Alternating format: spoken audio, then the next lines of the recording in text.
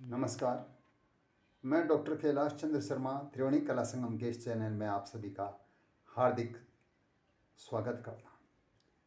साथियों, पिछली बार जो है 11 जुलाई को हमने वीर शिरोमणि पृथ्वीराज चौहान का पहला एपिसोड इस चैनल पर अपलोड किया था। उसको लोगों ने बहुत ही पसंद किया है, इसलिए हम आज इसका दूसरा एपिसोड आपको दिखाने जा रहे हैं। आज है 15 जुलाई 2023। मैं आपको बताना चाहूँगा कि त्रिवेणी कला संगम ने नाटकों के क्षेत्र में सर्वाधिक कार्य किया है।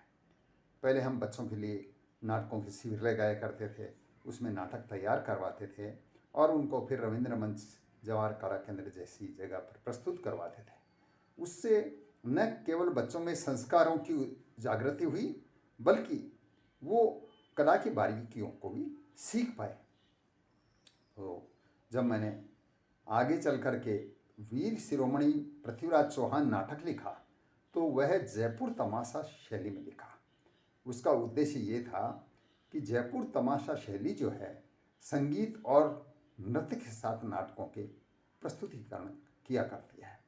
तो दिलीप भट्ट साहब की प्रेरणा से मैंने ये नाटक लिखा और इसको फिर उन्हीं के निर्देशन में रविंद्र मंच जयपुर पर प्रस्तुत करवाया। एक बड़ी अच्छी टीम, 20 के आसपास कलाकार थे, सर्वथा नए थे, जो आगे चलकर नाटक और फिल्मों के क्षेत्र में आगे बढ़े, नाम किया संस्था का। तो मेरा मतलब ये है कि हमारे देश की संस्कृति को और कला को जागृत करना जरूरी है। तो जब आगे चलकर वर्ष 2012 में B.R. चोपड़ा साहब की महाभारत फेम गांधारी का किरदार निभाने वाली रेणुका इसरानी जी ने मेरे समग्र साहित्य पर शोध आलेख लिखाने शुरू किए हैं, तो उन्होंने जयंत सावरकर साहब मुंबई के हैं, जो 65 वर्ष से व्यावसायिक मराठी थिएटर कर रहे हैं। तो वो लिखते हैं उस आलेख में कि मैंने अपने जीवन में ऐसे सूरवीर राजा के बारे में पृथ्वीराज चौहान के लिए लिखते हैं। पहला ही ये नाटक पढ़ा है जिसमें देशभक्ति है, वीरता है और हमारे देश की संस्कृति है। तो ये नाटक जो है न केवल कला को उजागर करता है और ऐसे अधिक पात्रों वाले और विभिन्न दृश्यों वाले, लगभग इसमें 20 के आसपास दृश्य हैं, मंच पर उतारना बहुत कठिन कार्य है। जयंत सावरकर साहब स्वयं एक बहुत बड़े कलाकार हैं और उन्होंने ये जो इस नाटक के बारे में लिखा है, तो ये बहुत महत्वपूर्ण है। आप सब भी देखिए और इसी एपिसोड में, इसी में चैनल पर आपको देखने को मिलेंगे जयंत सावरकर साहब जैसे बहुत ही वरिष्ठ रंगकर्मी की समीक्षा, तो क्या कहेंगे, हमारे 25 वर्ष पूरे होने पे उन्होंने जो शुभकामना संदेश भेजा था वो बहुत ही प्रेरणादायक है। तो उसको आप जरूर देखिए। धन्यवाद। नमस्कार डॉक्टर शर्मा, मैं जयंत सावरकर बोल रहा हूँ। आपकी संस्था त्रिवेणी कला संगम को 25 बरस हो गए, इसलिए मैं मेरी तरफ से और मेरे परिवार की तरफ से आपको शुभकामनाएं भेज रहा हूँ। धन्यवाद।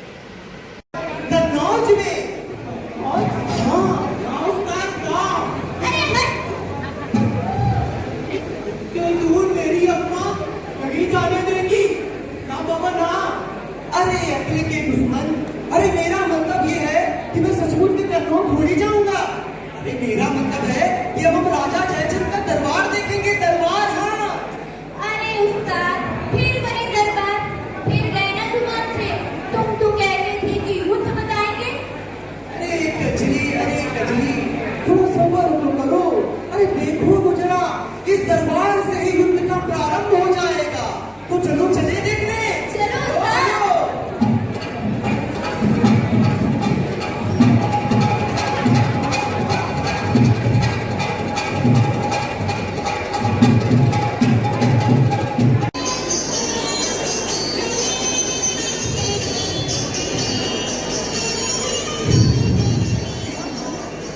पुत्री संयोगिता, इधर आओ।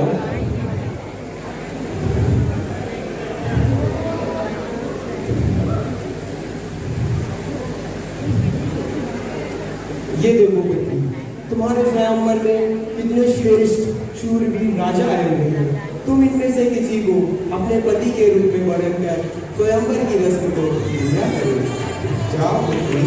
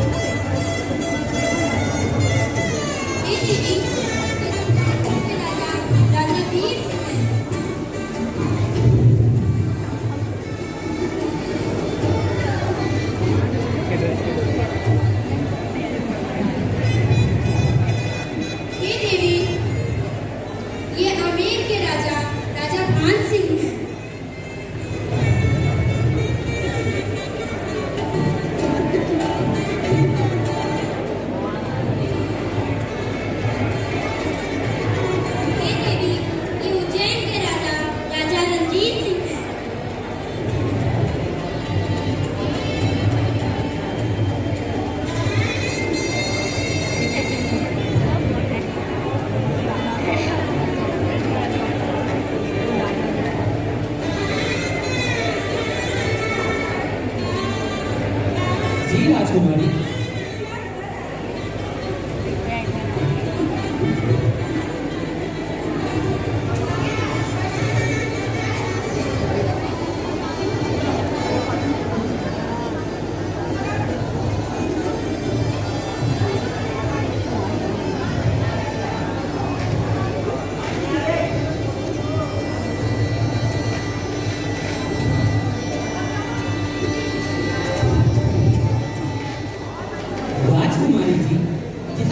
विशेष व्यक्ति की प्रतिमा नहीं है, अतः आप इनका ध्यान छोड़ें और राजसभा में उपस्थित इन अनेक वीरों में से किसी एक का वर्ण करें।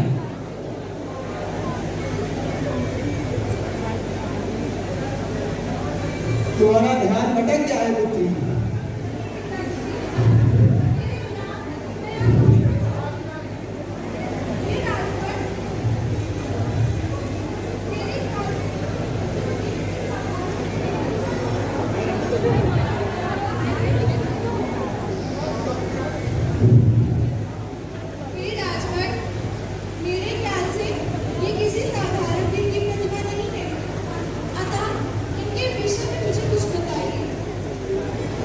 राजकुमारी जी, यदि आप नहीं मानती हैं तो सुनिए।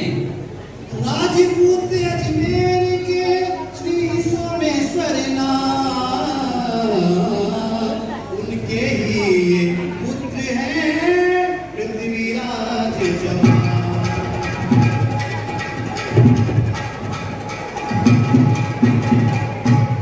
आने वाली इनकी बड़ी शेरों की संतान, चौहानों के वंश का चमकाया है नाम। गौरी को जीवन दिया, माफ किया हर बार, दंडन की कीर्ति दुश्मन से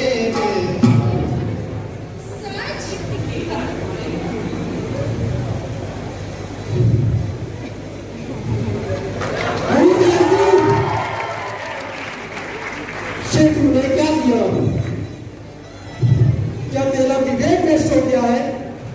क्या तुम अपने क्षत्रिय को और उसकी मर्यादा को बिल्कुल भूल गई? अरे तू तो ये भी भूल गई कि ये तो एक ऐसे कोयल की प्रतिमा है जो हमारा द्वारपाल बनने के काबिल है।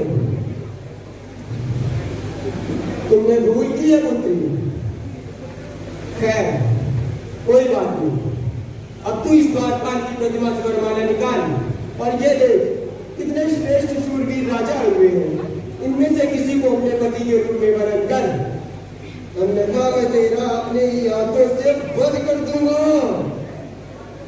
मैं जो कह रहा हूं उसको सुन ले पुत्री, मैं तेरा वध कर दूंगा पुत्री। निकाल वरमाला।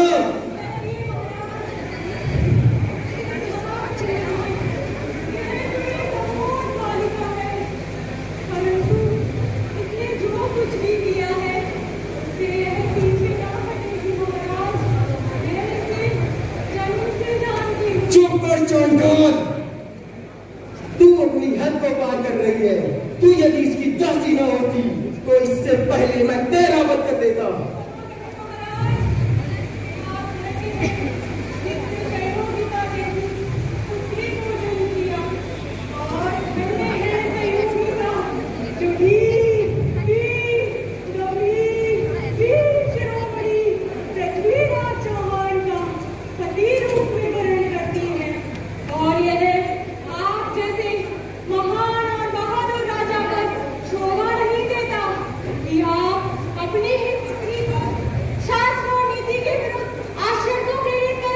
चुप कर चंद्राज, तू अपनी हद को पार कर रही है।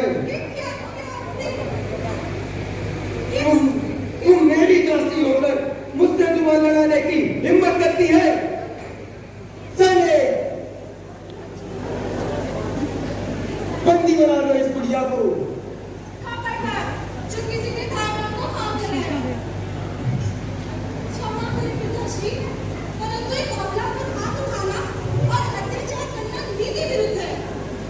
पुत्री, तू अभी नादान है और अपना भला बुरा सोचने में भी सक्षम नहीं है। मैं जो भी करूँगा वो तेरे हित में ही होगा। और तुम नहीं जानती पुत्री कि जो पृथ्वीराज मेरा कितना बड़ा शत्रु है, और मैं कोई बहादुर नहीं बल्कि कायर है, कायर। और पुत्री, जो तुमने वरमाला पहनाई ना, वो इंसान नहीं, प्रकृति की प्रतिमा मात्र है। मैं तुझे एक मौका और देता हूँ पुत्री, कहता तो सोच ले। इसके बाद मैं अपना निर्णय लूंगा।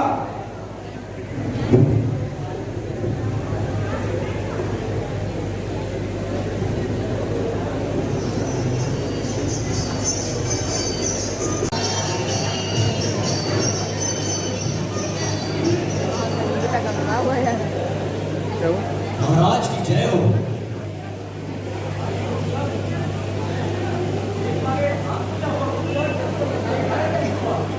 महाराज, जो समाचार मैं लाया हूँ आपका जानना वो बहुत जरूरी है। महाराज, मैं किसी तरह बचते बचाते यहाँ आ रहा था, तभी रास्ते में कुछ सैनिकों ने मुझ पर आक्रमण कर दिया, जिनमें से एक की तलवार मेरे हाथों पे आ लगी और मैं घायल हो गया।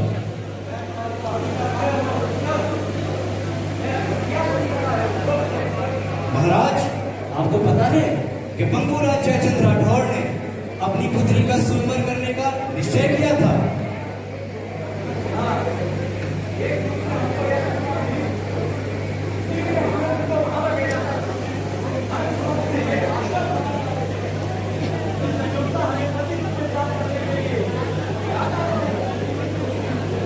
महाराज, पंगुराज जयचंद्र राठौड़ ने स्वयंवर में आमंत्रित सभी राजाओं में से किसी एक का वरण करने हेतु राजकुमारी के हाथों में वरमाला जमा दी, और कविराज देव ने प्रत्येक राजा के कुल वैभव एवं व्यक्तित्व का बखान किया, परंतु राजकुमारी ने किसी के भी गले में वरमाला न डाली। फिर क्या हुआ? आगे बताओ। क्षमा करें महाराज, परंतु उस दुष्ट राजा जयचंद ने आपका अपमान करने के स्वरूप स्वयंवर के द्वारपाल के रूप में आपकी प्रतिमा स्थापित की। कितनी हिम्मत!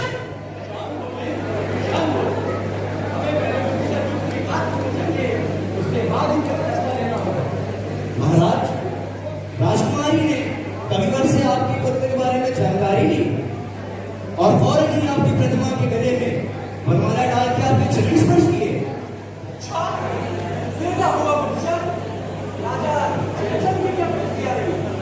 महाराज, राजा जयचंद ने पहले राजकुमारी को बड़े प्रेम से समझाया कि उनका यह निश्चय गलत है, और फिर उन्होंने राजकुमारी को जान से मारने की धमकी दी, परंतु राजकुमारी अपने फैसले पर अटल रही और अपने पिता के विरुद्ध मृत्यु के साये में आपकी प्रतीक्षा कर रही है।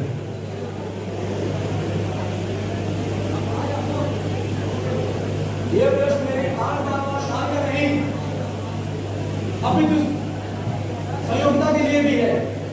हम इस बारे में आप लोगों की राय जानना चाहते हैं।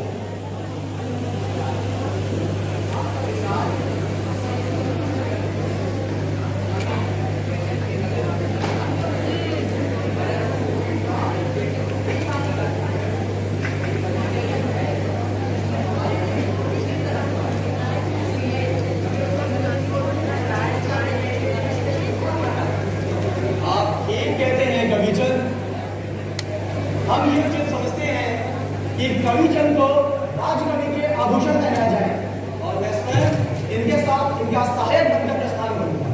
परंतु महाराज, मेरी राय में आप विरोचित वेश धारण कर सेना सहित ही प्रस्थान करें। तो उचित कहते हो, इसलिए हम 100 सामंत और 6 शूरमाओं के साथ प्रस्थान करेंगे।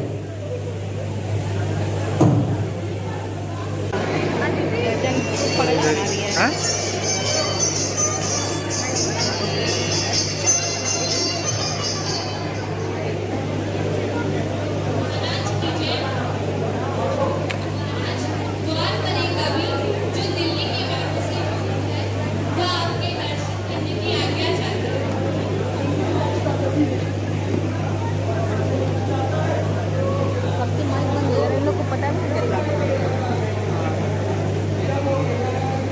नहीं महाराज, उनके साथ एक रक्षक भी है। ठीक है रुककर पूरे सम्मान से तुम्हारे दरबार में लेकर आओ। जो आज्ञा।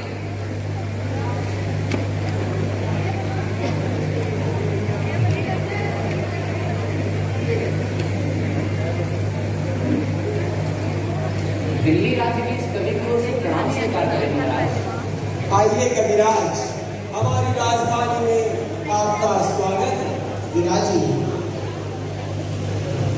तो कहिए कविराज, कैसे आना हुआ? महाराज, मैं देशाटन पर निकला हुआ हूँ और आपकी यश, कीर्ति और महिमा सुनकर एक याचक के रूप में आपके दरबार पर उपस्थित हूँ। कविवर, यदि आप बुरा न माने तो क्या मैं आपसे एक प्रश्न पूछ सकता हूँ? अवश्य कविवर, आप महाराजा जयचंद के सामने अतः मुझसे कोई भी प्रश्न कर सकते हैं। आपने दिल्ली एवं दिल्लीश्वर को क्यों छोड़ दिया? मैंने ना तो दिल्ली छोड़ी है और ना ही दिल्लीश्वर को छोड़ा है। मैं तो पहले ही बता चुका हूँ कि मैं महाराजा जयचंद की यश, कीर्ति और महिमा सुनकर उनके दरबार में उपस्थित था। भगवान राजा जयचंद्र की महिमा बड़ी अपार।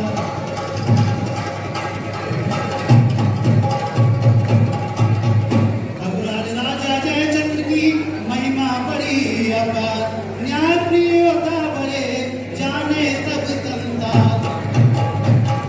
दिल्लीश्वर से कम नहीं कीर्तिराज जयचंद, दर्शन करके आपके ये कवि हुआ प्रसन्न। वाह कविराज वाह, वाकई आप दिल्ली राज्य के योग्य कवि हैं। कविराज को उनकी प्रतिष्ठा के अनुरूप सुसज्जित महल में ठहरने की व्यवस्था दी जाए।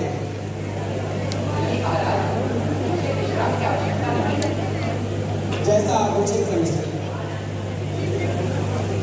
ध्यान मान योग्यता को लेकर आइए।